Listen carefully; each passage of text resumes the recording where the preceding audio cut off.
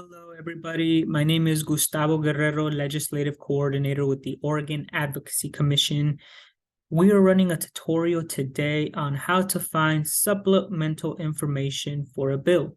So this video will be for the purposes of if you've already reviewed a bill, you read the text, you didn't fully get a complete understanding of what that bill does or what its impacts are in the real world.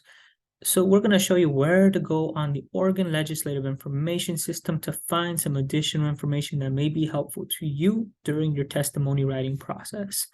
So we're going to go ahead and dive in. I'm already on the Oregon Legislative Information System page.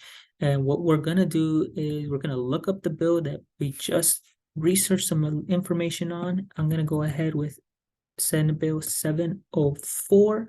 We'll click on the bill and it'll take us to its front page. Now, I'm just going to open up the text of it. As you can see, it is a 3-page bill. You may read it, you may understand what it's saying on its face, but you might just want a little bit more information or background. And this is where you're going to go to find it. So you're going to head over to the analysis section, which is right next to text. Drop down, usually you'll find it right here, what it's called a staff measure summary, but it's not here just yet. It's found over here during the staff analysis and reports portion. Now we're going to go to the latest one. So you can see preliminary SMS. That's exactly what we're looking for, preliminary staff measure summary. As you can see, there's 2 of them, but we're going to want to go with the newest one, the 2/15/2023. So we're going to hit that page and it's going to open up a link which has 2 portions that are super relevant. One, it has a background on the bill. So what made this bill happen? In this case, we're just going to skim and we're seeing that Senate Bill 770 was drafted in 2019. It gives you a little bit of information on that. And it kind of runs down through what is the process the bill has gone to make it to where it's at right now, or what reasons it was introduced, what real world impacts is it trying to solve, or real world problems. And then we have what the measure does. So this is specifically about the current measure and what its impacts are if passed as written. So that's an important piece of information you need to have when writing the bill, and that's exactly where you go to find it. Another key element that you could look at is the testimony.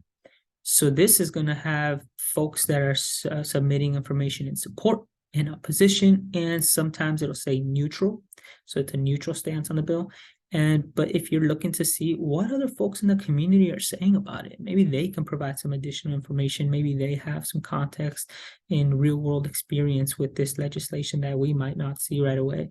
As you can see, this bill, I'm scrolling really quickly, but it has a lot of support and some opposition as well. So feel free, dig in there, look at what these people are saying, if that's going to help inform the vote.